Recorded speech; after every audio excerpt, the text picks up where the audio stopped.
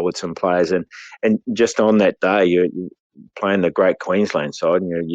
We're talking about Mel Meninga, we're talking about Wally Lewis, Greg Brentnell, uh, Greg Canescu, Greg Dowling. The names just rolled off, and again, it was the most frightening day because that was probably one of the first real big international games that I was to play on that tour, and again, it was frightening. I think one time I had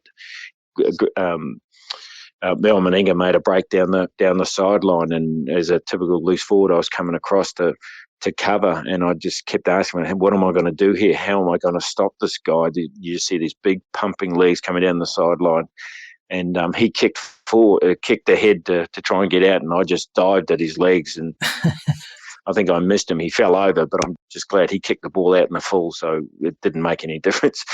But that was one of the eye-opening pieces, or the realization that I'm in the big league. I'm playing in the big league, and watching Wally Lewis.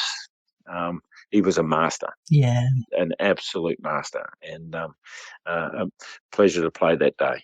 Absolutely. Yeah, well, it was a full Origin team, and it had a couple of players you'd not mentioned. Gene Miles and Brian Niebling were in the team. Great players as well. The game finished 31-16 in the Maroons' favour, but there was only one try the difference. But it was Mal Meninga's goal kicking that separated the two teams. I mean, Meninga was just a fabulous, fabulous footballer, wasn't he? Yeah, and it was funny you say that it was his kicking that it was the difference on the day. But he wasn't a renowned goal kicker, even though he kicked through his career.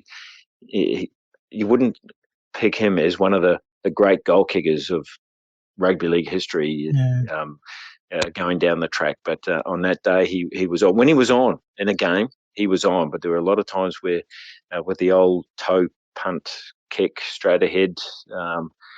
It skewed off the boot for a long time. I think he must have scored more tries than he did kick goals, Mel. I think. Yeah. Well, I actually, believe it or not, played against Mal Meninga when he was at St Helens, and your experience of coming across in cover trying to tackle him was similar to mine, but I just became a road bump.